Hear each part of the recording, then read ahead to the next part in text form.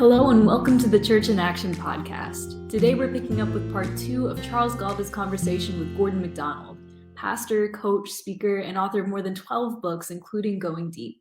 He successfully led almost every kind of ministry and is one of the church's greatest thinkers, all while serving as a notable practitioner. Today, Gordon shares what he describes as one of the most significant things he did in ministry to intentionally build transformed, whole-life disciples.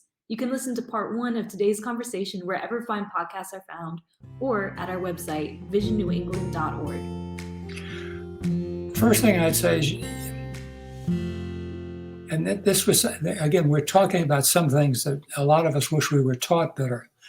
But the first decision a pastor has to make in a church is, can I get my elders, or whatever the term is for the leading board, to buy into the notion that building and training people is the number one priority of the church. In most churches, what we do with discipleship is we turn it into a program. And if we're big enough, we hire somebody at the second or third level to run that program. And then we wonder why people are less than motivated. The woman or man who really wants to get something done is a person who looks across the organization and says, where is the most important action going on? And who's leading it? And how can I be a part of it? But if you make discipleship something that's in the hands of a second or third level person, lay staff or paid staff, you send a message to the congregation. This is optional. So what a pastor needs to do, and it took me a long period of time before I did it in my own church. What a pastor has to do is he needs to go to his board and say, what would it take for me to convince you that even though it may not be the largest activity in our church, it's the most important, and that is discipling people. I want you to give me 20% of my time to spend with a small group of people. And if you let me do this, every year I will give you 15 new spiritual leaders. Up to 5 years, that's 75 people. Let a few drop out for attrition, maybe you get down to 60.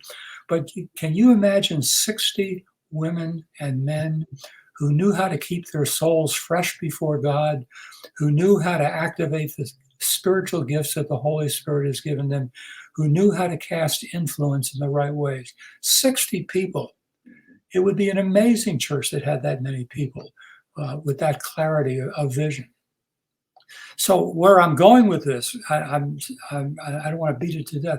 What I'm going with this is a pastor has to convince his or her elders or deacons that training is the most important thing a church does. If you'd asked Jesus that question, I think he would have given you that answer.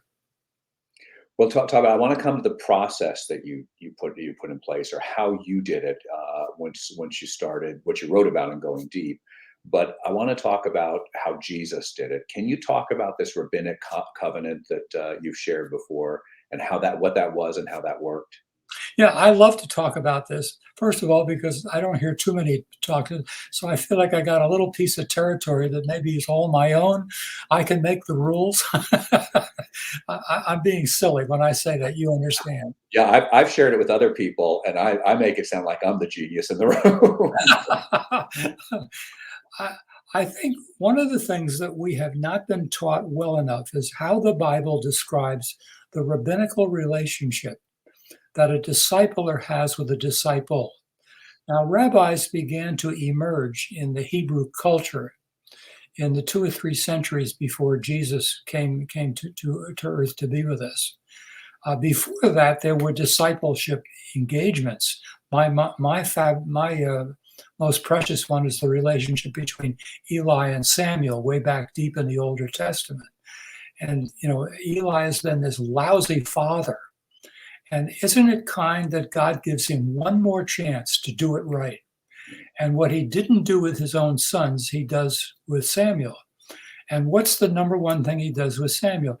He teaches him how to hear the voice of God. And we all know that wonderful Sunday school story of Samuel rushing to Eli's bedside 2 or 3 different times. Did you call? No, I didn't call. Go back to bed a second, a third time. And then Eli begins to catch on as to what's doing here. And he says to Samuel, the next time you hear that noise, tell me what it says, because he's curious too. And out of that comes this instruction. And when you hear the noise, say, speak, Lord, your servant hears. What's Eli doing? He's teaching Samuel how to hear the directional voice of God. And you have that all the way through the Old Testament. Then you get to the time of the rabbis. And these are itinerant people who work throughout the land of Israel. They are judges. They're sitting, adjudicating the disputes of people. They are teachers.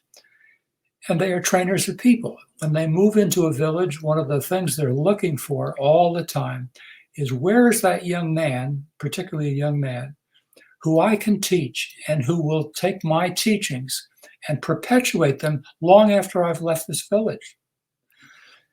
Another way to put it is that rabbis are like universities are today. They didn't have formal schools in those days. They had rabbis. And if you were the son of a wealthy family, you could apply to one of the outstanding rabbis in the Temple of Jerusalem and ask to be included in his group. And your father would probably pay some of the bills, but that was schooling in those days. And it was understood, I don't want to be in a role here, but it was understood that if I become a disciple of you, Charles, and you're the rabbi for the moment, and I'm your disciples, one, I will learn every day by imitating you. You're my library. I don't have any books. You're the book. Mm-hmm. So I watch everything you do. I watch the way you put your arm around your wife. I watch the way you help dust the furniture. I watch the way you teach the person who's angry. I just watch you, and I try to imitate everything I see in your life because you're the book. Then the second thing I do is I memorize your message. Every rabbi has a stump speech. So I memorize that and I practice giving it. Now the rabbi has someone who will perpetuate his teaching. There's a lot of people who think that the Sermon on the Mount in the book of Matthew is Jesus' stump speech, that wherever he went, he unfolded the teaching of the Sermon on the Mount and explained it in one way or the other. That could or may not be true, but it's a good guess. Then the third thing Jesus did, or they did, was they served the master. They found a place for him to sleep at night. They found food for him to eat. They row him across the lake. You can see the 12 disciples doing all of this for Jesus over and over and over again. Then fourthly, he sends them out to speak and preach and teach in villages. And when they come back, they kind of have a quiz. How did you do? How were you treated? What did you learn? What questions came? So it's all on-the-job training. And then finally, and people don't talk enough about this, there comes a release point where the rabbi says to various of his disciples, it's time for you to go. I want you to go out into the world. I want you to make disciples like I made you. And so I send you out with my authority. That's what I call a 100-year strategy. Jesus never expected for his methods to change the world in 2 years, more like 100 years. And if you think about it, it's 100 years between when Jesus teaches the first 12 and they get it and start out. When you really see the fruits of Christianity spreading across the globe, it took about 4 generations. And that's what Jesus was doing. He didn't worry about crowds. He worried about the 12 who would learn from him. Whew, I'm exhausted. That's okay. And I remember you and I sharing one time that, and we put up a thing in Fellowship Hall and say, whoever wants to come for 6 weeks, come. Yeah. Right. And they come for all the wrong reasons. Right. That's right. And so you I know you built something when you were still in pastoral ministry based on that model. And so how did you go through the process of making disciples? Well, as you and I have talked more than once, the vision of the whole notion of discipleship training came to me when I spent a weekend speaking at West Point to the cadets. On Saturday night, I sat with about 150 cadets for 2 hours, and they asked me questions.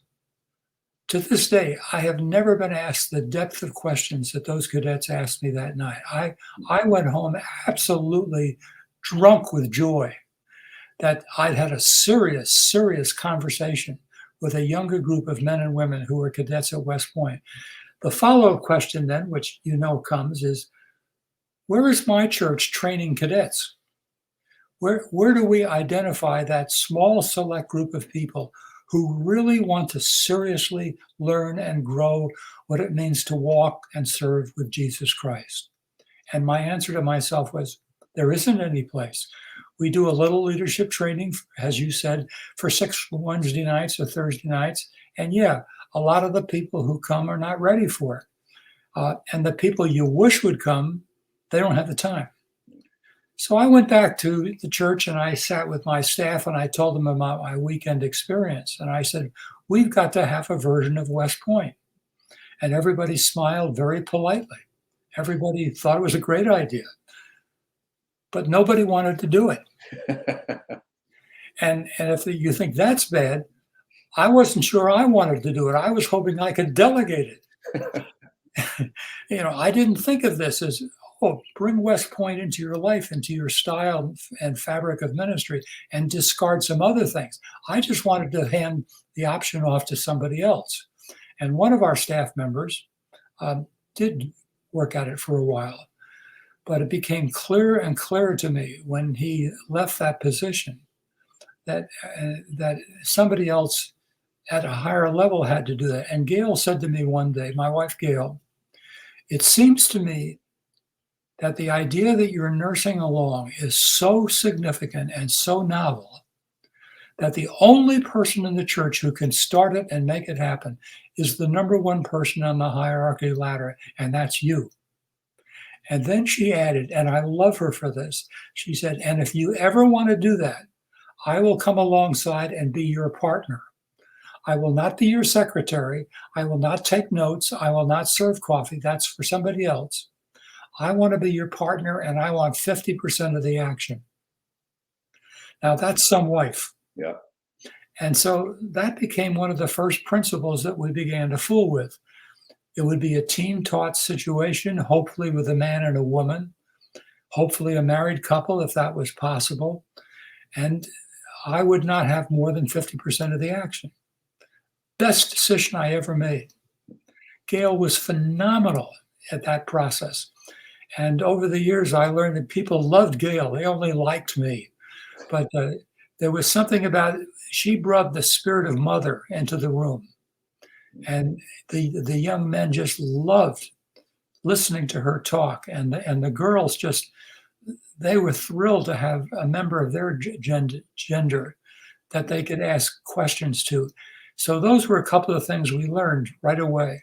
The third thing we learned is this has to be selection and not volunteerism. And so we agreed, the two of us, let's take 3 or 4 months and let's just watch the congregation and let's pick out men and women and some couples that might be interested in this, and let's challenge their heads off. So for 3 months, 4 months, if Gail were sitting right here next to me, she would stop me at this point and she would say, honey, tell Charles that for those 3 months, one of the most important things we did was pray. We kept begging God to turn out and make visible to us the kind of people he wanted to go through this training process. And she's right. She's absolutely right. So after 3 or 4 months, 3 months is a big commitment, right? We want, some of us, I'm one of them. I'm happy to pray at the beginning of this meeting. Now let's get it done. But you guys prayed for 3 solid months. Oh yeah, I'm probably exaggerating a little bit when I say that almost every Sunday afternoon as we were driving home from church, our conversation went like this. I was talking to Joe and Mary this morning. They have a unique love for each other. You can tell they cry for every piece of information and discipling they can get their hands on. I think we should put them on our list. And I would say, I talked to Bob today. He really, when he's in charge of something, everything works. We really need to get into his life and see if we could give him more attention. And that's the way conversations went. And Gail would keep this list of names on a piece of paper. And once we'd scratch somebody's name off, we'd add another name. And then came the night, usually in the month of April, when we would invite 20 people 20 people was all we're going to do for an evening at our home. And we would feed them an incredibly good meal so they were in a good mood. And then Gail and I would get up and we would dialogue and we would say, we have a reason for inviting you here this afternoon. We want you to know that we've been watching you for the last 3 months. And we see these kind of capabilities in you. Mary, we have seen you in this way. Bob, we've seen you like this. And we think if you would give yourself to discipleship for a year and come and allow us to pour our lives into you, God could really use you in the coming years, whether it's in the church or beyond the church. We don't care. We just want you to be able to hear the call of God at the end of the process. And we intuited that if we challenged 20 people and we would say to them, and when you consider this invitation, you will be with us every Monday night for 3 hours. You don't go to the Celtics game when someone gives you a ticket. You don't find ways to take a night off. We want 40 Monday nights from you. So go home and spend 2 weeks thinking, praying, and come back and tell us what your answer was. And we assumed correctly, that of the 20, about 14 or 13 people would say yes. And every year, that's what we got, 12, 13, 14. And when you raise the bar that high, Charles, which is something we don't do in most churches, when you raise the bar that high, people generally meet the standards. They want to be challenged. They want someone to really believe that they've got great potential as the years go by. But churches rarely exploit that potential. They make it too easy, and they beg people, wouldn't you give this money? Wouldn't you go to this program? Wouldn't you do this? When good people really want you to challenge their socks off. So for 6 years, every year we started a new group, had the same number, had the same standards. Best 6 years of our lives in pastoral ministry. And what did you do? Can you give us some examples of the kinds of things you would do with this group? I remember they would eat, but what are some things you would do with them besides? Well, in general, we divided the evening up into 3 hours, although it was probably more like 48 or 50 minutes. And even that, went with the flow. I wrote down some things here. One or two things will surprise folks. The first thing we did in the first 3 weeks was to teach people Myers-Briggs. Gail is a licensed instructor for Myers-Briggs. And so for 3 weeks, she taught the basic principles of Myers-Briggs temperament studies. And she worked on it and had everybody fill out what we call an indicator. And on the fourth Monday night, everybody learned what they were. And it was an incredible moment because people were delighted and surprised when somebody told them, this is your natural temperament, as this indicator shows it. And people were thrilled for someone to tell them about some capability they had. So the first hour of every night was Myers-Briggs. The second hour was reading. And every week, everybody had a chapter from a book or an article. And we would sit in a circle. And the first thing we would do was read this piece. It would take about 20 minutes. And as people would read one after the other, paragraph by paragraph, Gail and I would kind of interject something. We'd say, now, what was the author trying to say in that paragraph? What word leaps out and captures your attention? Where do you think the author was going when he or she said that? What we were doing is we were teaching people how to read with discernment. And furthermore, not just to read with discernment, but then to dialogue with the other members of the group. One of the things that gave Gail and me a real kick in the pants was if you had a married couple the first week they came, they would sit together. And if you watch this carefully, you'll see it over and over again. One of them will say something to the group and look to the other one, with the question, was I all right? Do you agree with me? Or should I shut up? So what we learned to do is to separate husbands and wives. They had to sit across the room from each other so that one didn't have to feel like they needed the approval of the other to give their opinions. It changed the group. It was remarkable. when people had their freedom to give their opinions and not consult their spouse as to whether or not it represented their opinion too. So the second hour was dialogue. And it took about 12 weeks for the group to realize that they were a thinking machine and that everybody came to the circle with ideas which mixed with everybody else's would make a wonderful super idea that none of us could have produced by ourselves. So you're trying to move us from I think our tendency is, well, I'm on a daily Bible reading plan. There's nothing wrong with that. Or I read whatever I read, but I read and whatever I get, but I'm not intentional about spending the time in to really figure out what the author is saying. Is that? Well, I'm being a little bit mean when I say this. We don't teach Christians to think. We don't teach most Christians to read. We don't teach many Christians how to form an idea and polish it. It just doesn't happen. In every church, there'll be a few doctors and lawyers and people with professional training. They know how to do that, but there are not many of those people in most churches. The average person, if they do any reading, it's shallow literature, which does very, very little but just bolster up your own opinions. We wanted men and women to learn how to take the truth, handle it, build it, deepen it, discuss it with other people. And it's very interesting. It's very humbling to come to a circle and trade ideas because so many of us feel like we've got to be right. We can't afford to be wrong. But what's wrong with being wrong sometimes? And so for about 12 weeks, we would engender these conversations. We called it dialogue as opposed to discussion. Discussion is where you have an idea, I have an idea, and we compete with our ideas. A dialogue is where you have an idea, I have an idea. Let's see what would happen if we mix those ideas, created a bigger idea that neither one of us knew before we got there that night. Dialogue comes from the Holy Spirit.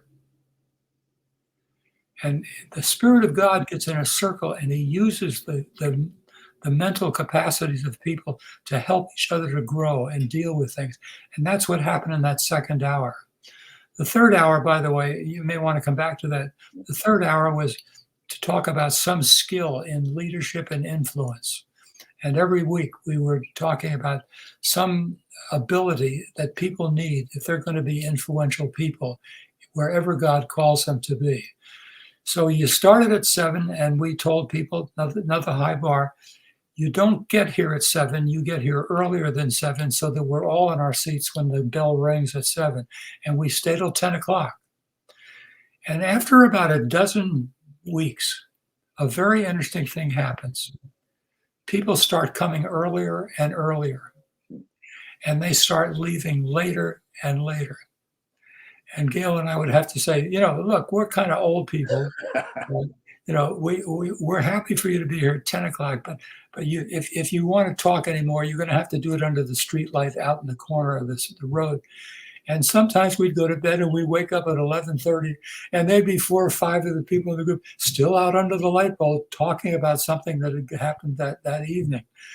But seeing people become tight with each other, not because they have to satisfy a program, but because they're loving one another. Mm-hmm. And I'll say one more thing and then I'll shut up.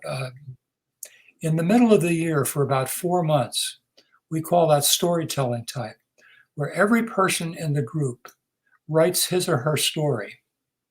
And this is not just a page and a half. This is 25 or 30 pages. We actually train some mentors to help people create their stories so that they were really frank and honest about the things they said, both to the good and to the bad side. Charles, we discovered something that for years of ministry we'd never realized. When you ask people to tell their stories from the depths of their souls, everybody has suffered. Everybody can tell you about something that happened in their lives that was terribly painful. Because of the way we often do church today, people never get to tell those stories. So we reduce discipling in most churches to just information peddling when we really want to do it by storytelling. And those months were incredibly sacred. And you could see people getting, every week, one person gave their story. And by the time you got 2/3 of the way around the circle over 2 or 3 months, these people were bonded together like you can't believe. You're reminding me. I chuckle because you're reminding me of the friend who, if you were still at his house at 10:15, he would start to sing "Blessed Be the Tie That Binds." But I do. You're right. I do want to go back to something you just said. When you said dialogue is from the Holy Spirit, what do you mean by that? Well, the word dialogue means, its literal meaning is a word being pushed through something. The word discussion is a word that's the daughter word of concussion and percussion. When you talk about discussion, the implication is you're competing with each other. My idea will be better than your idea. And how many times do you and I both see that? How many times have we done it ourselves? We sit down at this circle table with everybody, and everybody wants to prove that they've got the latest word. They're the smartest person at the table. I haven't personally ever done it, but I have observed it, Gordon.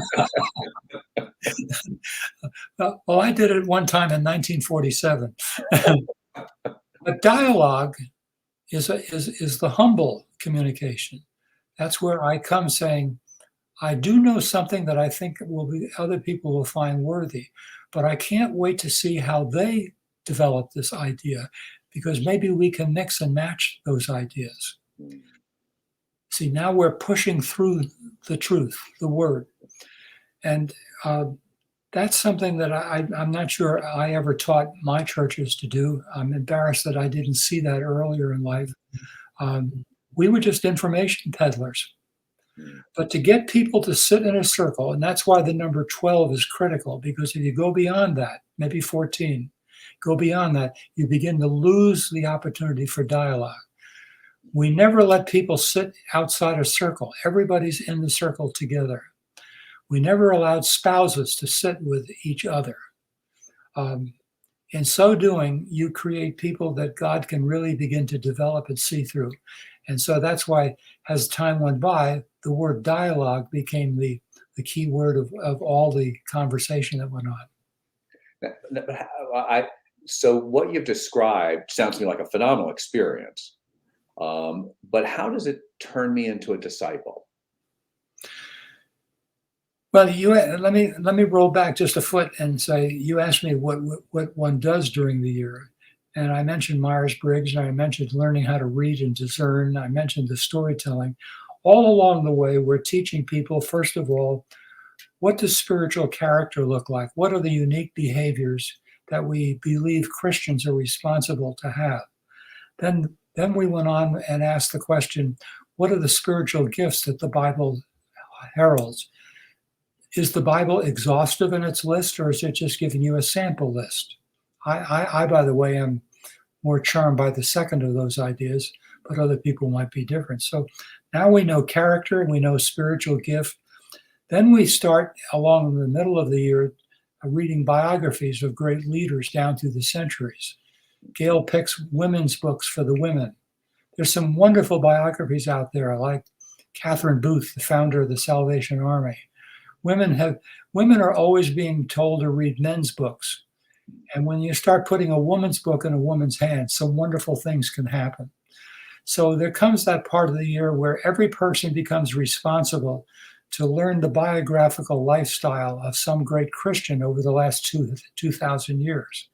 So inevitably, someone will work on the story of St. Patrick, and somebody on St. Francis, John Wesley, some great Christian lay people, some of the women like Amy Carmichael, and it just goes on and on.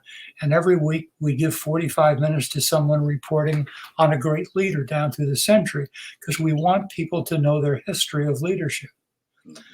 Then in the summer, in the last part, we start talking about the call of God. How do you know what God's calling is? And there comes 2 nights at the end of the year that are some of the most precious times I've ever experienced in my life, where each person gets a chance to take their chair and sit in the center of the circle, and all the other 13 or 14, one by one, say, this is what I discern of the spiritual gifting which God has given you. I see this in you. I see that. So you'd hear people say, John, it seems to me that all during the year, every time the group wanted to accomplish something, you were the first person to suggest how we could get organized. It's very clear to me God has given you the natural gifts of a management leader. Don't ever do anything that takes you away from that. Mary, we've noticed that almost every time somebody came into the room each week and they were sad or they were hurting, you were the first person to discern what was going on and to call it to our attention so we could pray for that person. So you can imagine what it's like to sit in that circle with 13 or 14 of what has become your best friends. And one by one, they're going around the circle and telling you where they see God operating in your life. It is just incredibly moving. Mm-hmm. And people will say at the end of the year, no one's ever told me what God wants to do in my life like this. No one's ever told me that I had a potential for that or this. So when they leave on the 14th or the 40th Monday, the thing that they should be hearing at last is what Samuel heard from Eli. When the noise happens, listen to God because he has something to say to you. And we felt we were successful if we sent people out the last day thinking carefully about God's calling in their life. Wherever they went, obviously you wanted some of them to serve in the church, but they could go to work for a community agency and we were just as happy. Mm-hmm. We just knew that God had a call for them. And interesting. And so after 40 weeks, it doesn't, based on the friendships you're forming, it doesn't sound like people are ready at the end of 40 weeks to say, okay, well, that was great. I'm glad it's over now. And I have my Monday night back. No, everybody, you can bet on it. They start saying about 3 weeks before the end of the year, you know, Gordon, Gail, couldn't we just add a few more weeks on? We have so much more to talk about. Would you keep meeting with us till the 1st of September? We know you want another group, but you could give us 2 more months, couldn't you? You hear this over and over and over again. And Gail and I said, no, our contract was for 40 Monday nights. If you want to keep on meeting, that's fine. That's your business, but we're going to disappear. Now, one thing I left out way back, and it's very important, the rabbi contract always has a release point at the end. And we've talked about this, where Jesus finally says to the 12, no longer do I call you my servants or children, I call you my friends. In other words, you've gone from here to here. Yeah. Now you're on your own. And when you're on your own, you've got to start hearing God's Spirit. I'm putting the Spirit in you. Mm. So you see what the parallel is there. And we cut it at 40 weeks. And most of the groups went on and met on their own for a while until everybody had to start moving and everything. But we were out of there in 40 weeks. And that's what you could say about the disciples. They were out of there in about 2 years. And Jesus sent them on their way. Now, you had a sense at the time that this was actually working and you were seeing and doing something that was transforming people. As you look back with the benefit of hindsight, would you still say, hey, this worked? And how do you assess it? How do you know it's working and how do you know it worked? Well, I say, it works just by watching the people. You know what they were like when you first welcomed them 40 weeks ago into your house just to be in the circle. You saw the awkwardness, the fear, the lack of confidence, the person who wanted to just, there's always the person who says, well, I just want to sit and listen. And we'd have to say, no, your commitment was when you came into this group, you would enter the dialogue. And, we know that there's a little bit of nervousness. We've all experienced it, but that's your commitment to the group. Nobody gets to stay outside the circle.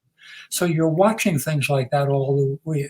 You're watching how they, the confidence that's growing, how they talk about Jesus in their lives, what their aspirations turn out to be, so that when the year is over, you can pretty much discern who's going to go where and do what.